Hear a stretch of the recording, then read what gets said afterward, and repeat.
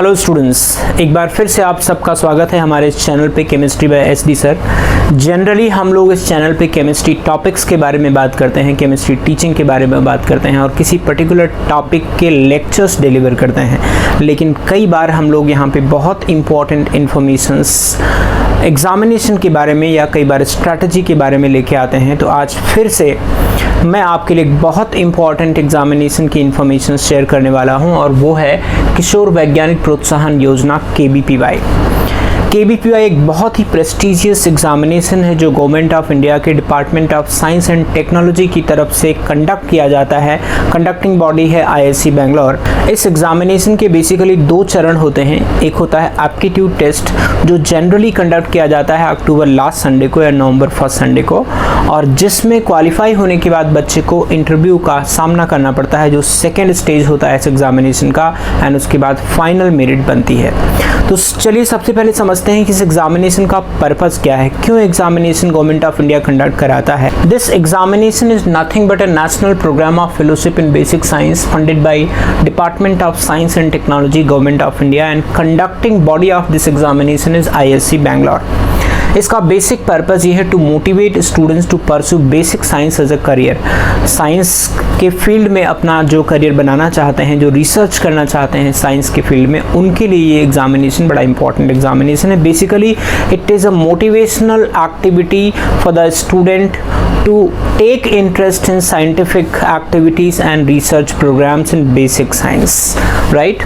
कौन इसमें अपेयर हो सकते हैं? Students from those studying in 11th to first year of any undergraduate programme in basic science. मतलब students of 11th class, 12th class and जो science में graduation कर रहे हैं उसके फर्स्ट ईयर के स्टूडेंट्स इस एग्जामिनेशन में अपेयर हो सकते हैं। अकॉर्डिंगली 3 स्ट्रीम बनाई हुई है इस एग्जामिनेशन की। एक ऐसे स्ट्रीम है जो 11th क्लास के बच्चों के लिए होता है, एक SX स्ट्रीम है जो 12th क्लास के बच्चों के लिए होता है, और जो SB स्ट्रीम है वो ग्रेजुएशन फर्स्ट ईयर के बच्चों के लिए होता है, राइट।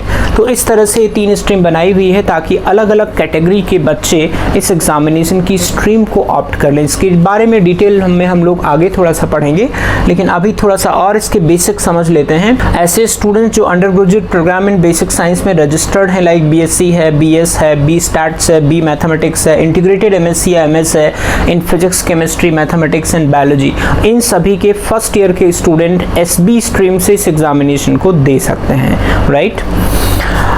इसका जो मार्क्स का क्राइटेरिया है SA और SX स्ट्रीम के लिए, यानी जो 11th और 12th के बच्चे हैं उनके लिए 10th क्लास के अंदर 75% मार्क्स साइंस एंड मैथ्स में, 65% for SC ST and persons with disability, उनके लिए 65% का क्राइटेरिया है, एंड 75% बाकी सबके लिए है। ये 10th क्लास की मैथ्स एंड साइंस की परसेंटेज है to be eligible for this particular examination, ठीक है।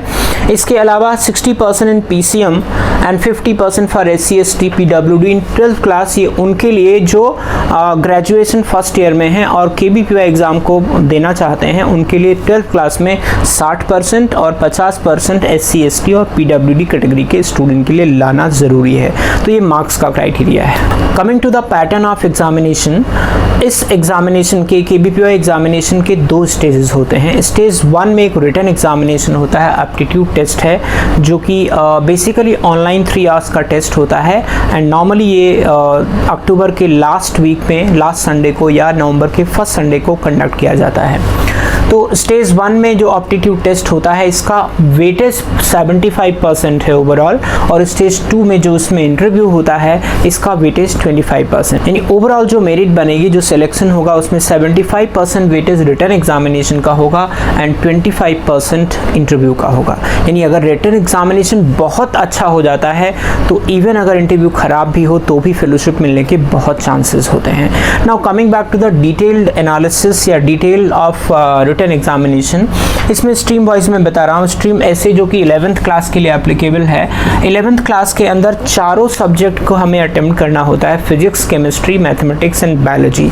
इसमें 2 पार्ट होते हैं। पार्ट 1 में हर एक सब्जेक्ट से 15 क्वेश्चन होते हैं, टोटल 60 क्वेश्चन होते हैं, और हर एक क्वेश्चन की मार्किंग है +1 with negative marking of 0.25। I don't think मुझे एक्सप्लेन करने की जरूरत है नेगेटिव मार्क्स कब मिलते हैं, राइट।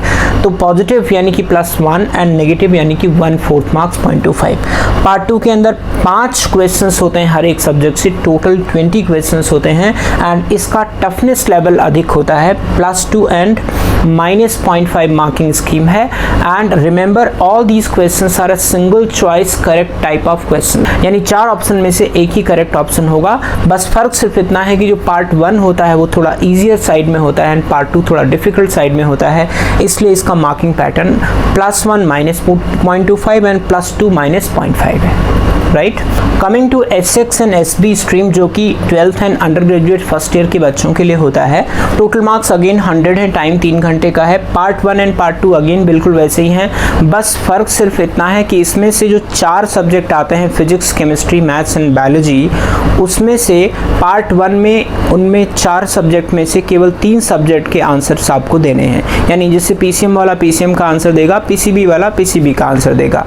और जो 3 सब्जेक्ट आपने पार्ट 1 में चुने हैं उन्हीं में से किसी भी 2 सब्जेक्ट के आंसर्स आपको पार्ट 2 में देने हैं, यानी पार्ट 1 में out of 80 question you have to attempt only 60, ऐसे ही पार्ट 2 में out of 40 questions you have to attempt only 20।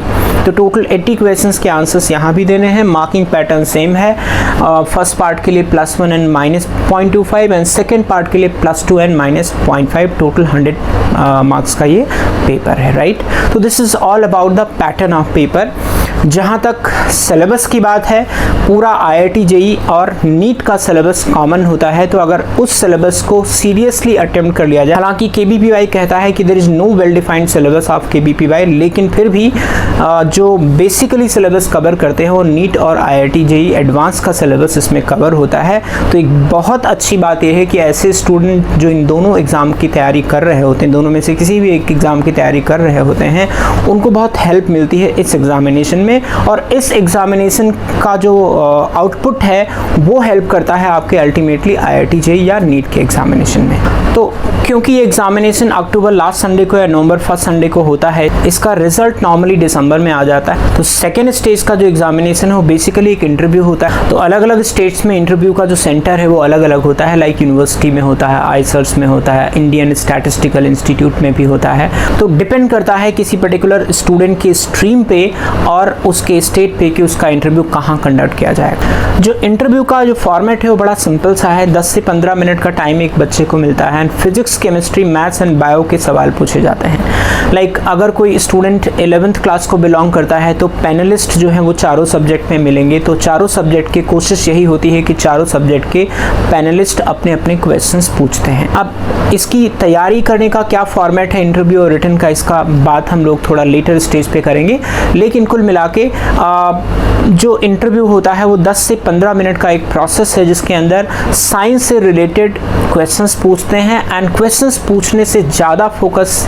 ये एक्सप्लोर करने का रहता है पैनलिस्ट का कि एक पर्टिकुलर स्टूडेंट का एप्टीट्यूड साइंस में है या नहीं है, और है तो कितना डेप्थ में है।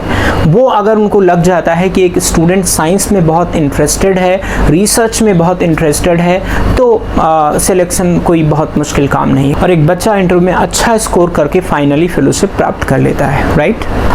Now let's understand why a student in 11th class and 12th class should opt this examination.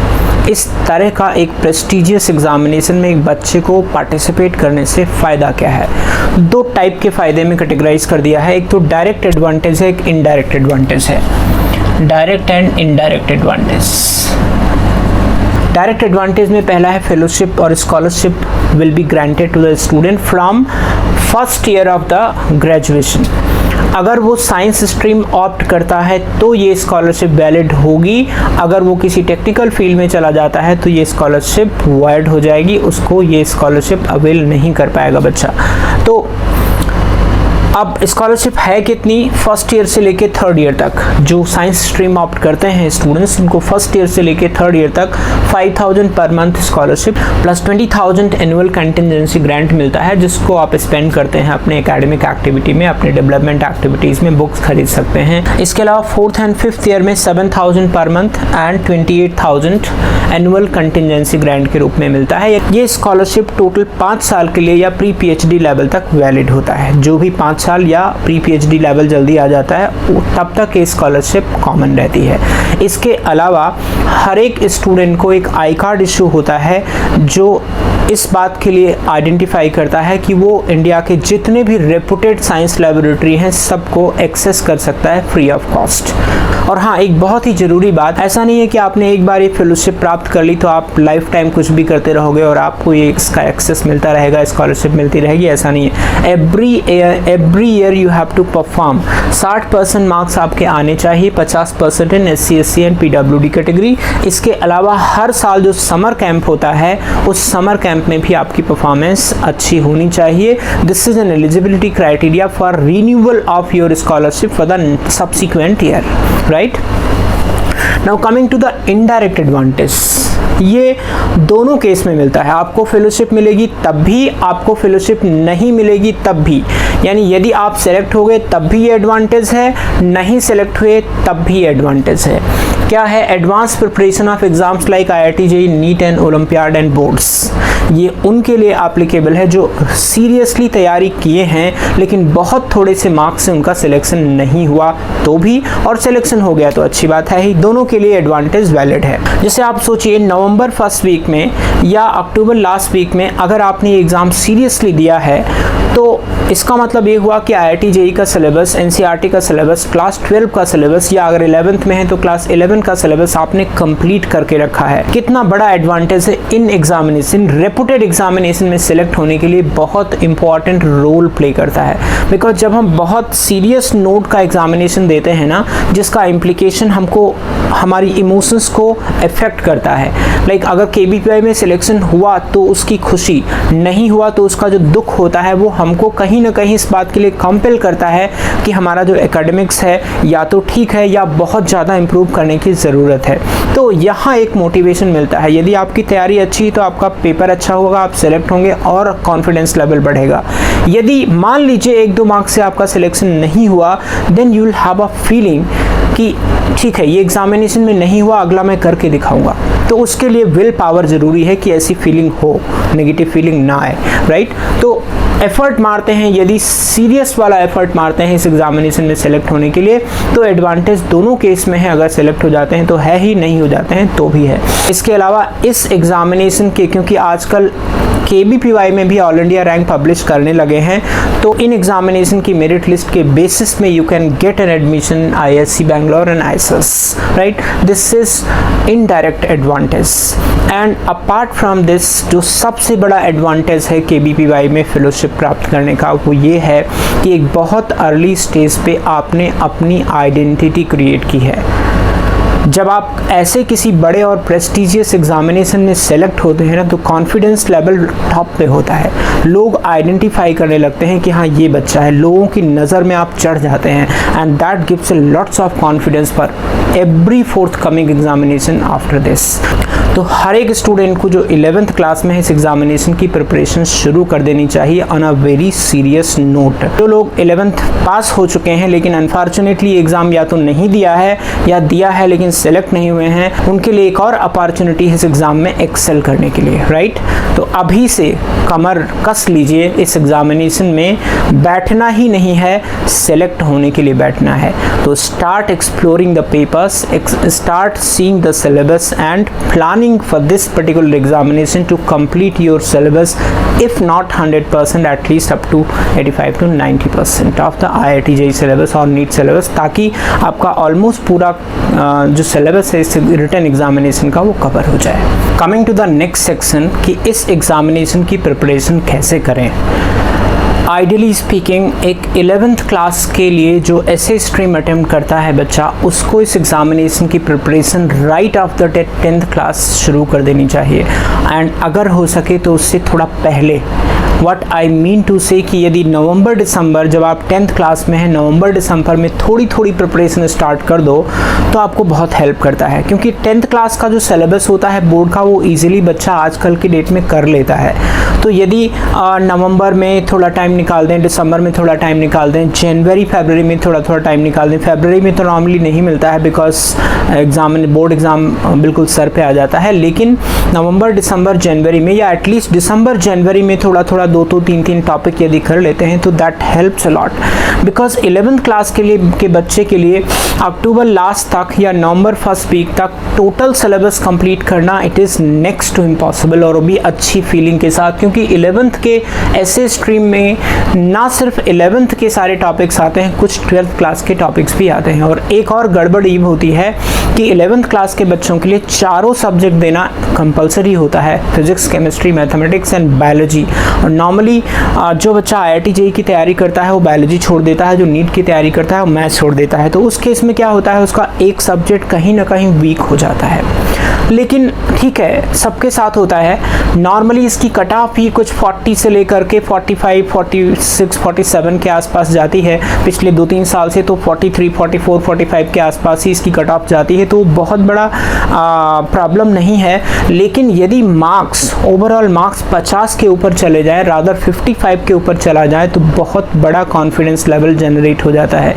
यानी आपको इंटरव्यू पे डिपेंडेंट होने की ज़रूरत ही नहीं है यदि आपके 55 प्लस मार्क्स आ रहे हैं, क्योंकि पिछले साल की इवन ओवरऑल कट ऑफ जो ऐसे स्ट्रीम की गई है फाइनल लिस्टिंग के लिए, वो 53% गई है। तो इस तरह से अगर अपना रिटन एग्जामिनेशन अच्छा हो जाता है तो कॉन्फिडेंस लेवल अलग टाइप का होता है while going for the interview. तो ऐसे स्ट्रीम के लिए बहुत अर्ली प्रिपरेशन स्टार्ट करना हमेशा एडवांटेज रहता है। बट नो मैटर, आज से भी स्टार्ट करोगे, कभी से भी स्टार्ट करोगे, just try to complete your syllabus. If not 100% तो भी 80% के लगभग सिलेबस कंप्लीट कर लो। Like physics, chemistry, mathematics, biology, ऐसे मान के चलो IIT JEE वाले फिजिक्स, केमिस्ट्री, मैथमेटिक्स में अगर 15-15 मार्क्स भी ले आएंगे ना, या ऑन एन एवरेज 13-13 मार्क्स भी ले आएंगे ना, तो 13 × 3 39 मार्क्स आ गए। और उनके 10 मार्क्स भी आ जाएंगे यदि बायोलॉजी में, यदि NCERT लेवल का भी पढ़ के जाएंगे तो आउट ऑफ 20 क्वेश्चंस यानी 25 मार्क्स, कम से कम 10 मार्क्स तो आसानी से स्कोर कर सकते हैं। तो 49 मार्क्स हो गए, 39 + 10, 49 marks are more than sufficient to get into the list of qualified students in the aptitude test. तो इस तरह का प्रैक्टिस करना चाहिए, इस तरह का अपना तैयारी करना चाहिए कि कम से कम 80% सिलेबस 11th का पूरा हो जाए एंड ऑफ द अक्टूबर या नवंबर फर्स्ट वीक तक, जो कि एक बहुत चैलेंजिंग टास्क है आज के लिए, और स्पेशली इस साल के लिए तो और भी ज़्यादा चैलेंजिंग है, क्योंकि एकेडमिक सेशन ही बहुत लेट हो रहा है because of covid, everything is getting so delayed. तो इसलिए इसका इम्पैक्ट है एंड एक्सपेक्ट कीजिए ऐसा भी हो सकता है एग्जामिनेशन का डेट भी थोड़ा पोस्टपोन्ड हो। अभी तो 2020 के लिए 3 नवंबर तय हो चुका है, बट वी डोंट नो कि हो सकता है ये पोस्टपोन्ड हो जाए अगर ये कोविड-19 का जो प्रकोप है वो बहुत ज़्यादा चलेगा। But you have to think about getting your preparation completed by this particular date, 3 नवंबर। ये डेट 2020 के लिए ब्लॉक कर लीजिए। इसके पहले आपको अपना कोशिश करके 75-80 जितना भी कर सकते हैं इतने % सिलेबस कंप्लीट हो जाना चाहिए आपका JEE लेवल का या नीट लेवल का, राइट। SX वालों के लिए जिनका 12th क्लास का है इस साल, उनके लिए भी अनदर चैलेंज। लेकिन अच्छी बात यह है कि आजकल स्कूल नहीं जाना पड़ता है, तो you have enough time, at least आपका ट्रैवल टाइम बचता है। तो अगर आप टारगेट ओरिएंटेड हैं तो अपने सब्जेक्ट की प्लानिंग बहुत अच्छी तरीके से कर लीजिए and give yourself sufficient number of hours, sufficient number of productive hours to complete all your topics, all your syllabus on time। माना कि इस साल आपके लिए चैलेंज, आपका 12th क्लास का सिलेबस अक्टूबर एंड तक हो सकता है ना कंप्लीट हो जाए, still you try your best to complete at least 80% of your syllabus, ताकि KBPY में आपका परफॉर्मेंस अच्छा निकले। KBPY एग्जामिनेशन में एक बहुत इम्पॉर्टेंट काम है जो अपने को करना चाहिए। हालांकि जब तक आपका सिलेबस कंप्लीट नहीं हो तब तक फुल टेस्ट देना थोड़ा मुश्किल काम होता है, तो पार्ट टेस्ट के थ्रू जा सकते हैं, लेकिन attempt as many practice paper as possible. जहाँ से भी आपको मॉक टेस्ट मिल जाएँ KBPY के और रियल टेस्ट जो KBPY की वेबसाइट पे अवेलेबल हैं वो सारे पेपर्स आपके किए हुए होने चाहिए, बिकॉज इससे आपको एक फेयर आइडिया लग जाएगा कि किस लेवल के क्वेश्चंस KBPY में आते हैं। And they are really good questions जो JEE एडवांस लेवल के क्वेश्चन या एम्स लेवल के क्वेश्चंस होते हैं जिसमें वाकई दिमाग की बत्ती जलती है।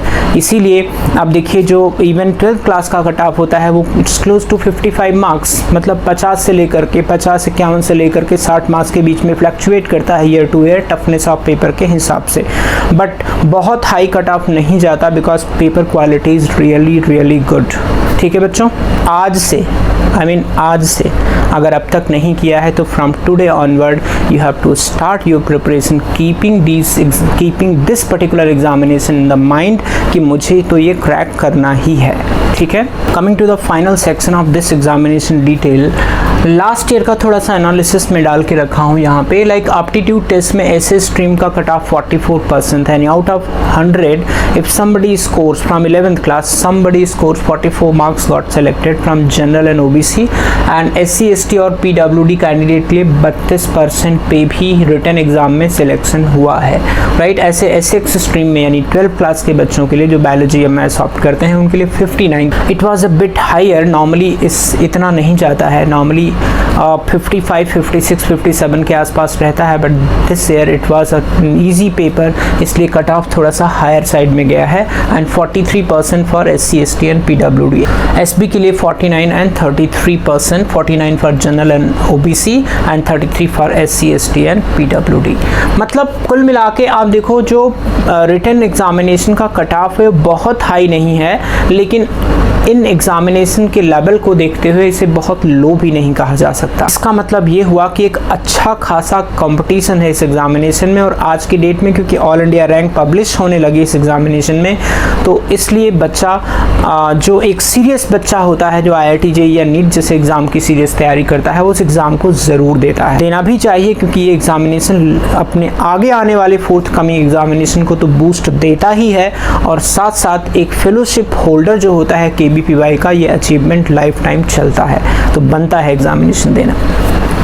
जो फाइनल स्कोर रहा है लास्ट ईयर का, उसमें anybody who has received 53% marks in SA stream, just imagine 50% के आसपास 53% ओवरऑल मार्क्स जिसने रिसीव कर लिया इंटरव्यू और रिटन एग्जाम मिला करके 11वीं क्लास से उसका सिलेक्शन हो गया। तो nowadays they are leniently distributing fellowship, तो you need to take the advantage of this. ऐसे एसएक्स स्ट्रीम में जिसके 55% ओवरऑल मार्क्स आए हैं उसका सिलेक्शन हो गया, ऑल इंडिया रैंकिंग लिस्ट में उसका नाम आ गया। ऐसी एसबी स्ट्रीम में 50% और रिजर्व कैटेगरी के लोगों के लिए 42%, 45% एंड 40%। राइट, तो ये डेटा था पिछले साल का। मोरलेस इसी प्रकार का डेटा पीछे के ईयर्स में भी रहा है, बहुत हाई कट ऑफ नहीं गई है। इनफैक्ट जो रिटन एग्जामिनेशन का मैक्सिमा रहा है that is close to 80 out of 100, not only in SX stream, in SA stream also, because there are students in different zones of India जहाँ पे KBPY की बहुत सीरियस तैयारी करते हैं। तो what I wanted to convey कि we have started this examination to practice long time back, और बहुत सारे अपने बच्चे KBPY में फेलोशिप होल्ड कर चुके हैं, प्राप्त कर चुके हैं। तो मैं चाहूँगा कि आप सब जो हमसे कनेक्टेड हैं वो बहुत सीरियस नोट पे ये तैयारी शुरू कर दें इस कमिटमेंट के साथ कि सेलेक्ट हो के मानेंगे। राइट, मैंने आपको KBPY के फॉर्मेट से रिलेटेड पेपर के पैटर्न के बारे में, पेपर के टफनेस लेवल के बारे में, पेपर की मार्किंग के बारे में एंड इस एग्जामिनेशन का डायरेक्ट और इनडायरेक्ट एडवांटेज क्या है, इन सभी के बारे में ऑलरेडी सारी बात शेयर कर चुके हैं। लास्ट में सिर्फ इतनी ही बात मैं बोलूँगा कि लाइफ में बहुत कम ऐसी अपॉर्चुनिटीज़ मिलती हैं जहाँ पे आप एक्सेल कर सकते हैं। रिमेंबर 11th और 12th क्लास की जो लाइफ होती है वो लाइफ चेंजिंग टाइम होता है। आपका तो है ही, आपसे जुड़े हुए जितने भी लोग हैं, चाहे वो आपके पेरेंट्स हों, चाहे वो आपके ब्रदर सिस्टर्स हों, चाहे आपसे जुड़े हुए आपके फ्रेंड्स हों,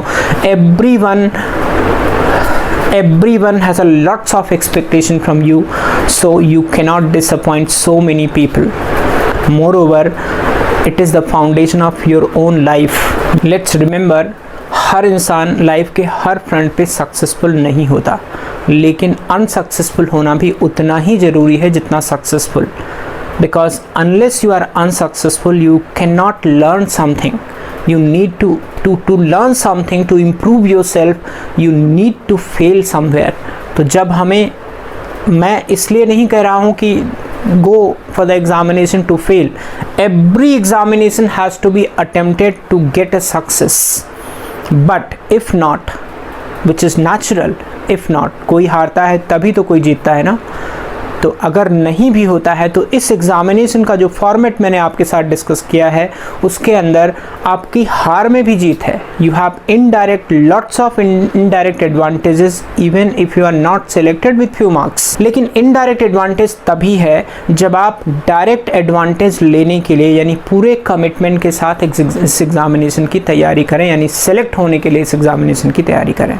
ठीक है बच्चों, तो इसी के साथ मेरा ये सेशन समाप्त होता है. आई होप मैंने बहुत सारी यूजफुल इंफॉर्मेशन आपके साथ शेयर की, आप इसका यूज़ करेंगे और इस एग्जामिनेशन में ज़रूर सक्सेसफुल होंगे. Very soon we are going to start KBPY specific classes जिन्हें आप अटेंड करें, सीखें, पेपर अटेम्प्ट करें, गलती हो तो उसकी एनालिसिस करें, उनसे आगे सीखने की कोशिश करें और अच्छे मार्क्स स्कोर करने की कोशिश करें. एंड हम सब की ये कोशिश रहेगी कि before your KBPY real examination we cover maximum of syllabus ताकि आपको उसका एडवांटेज पूरा का पूरा मिल सके. तो इसी के साथ आज का सेशन समाप्त होता है. हम लोग बहुत जल्दी मिलेंगे फिर एक नए सेशन के साथ, नई स्ट्रैटेजी के साथ, नए टारगेट के साथ. Thank you very much for joining me. All the best.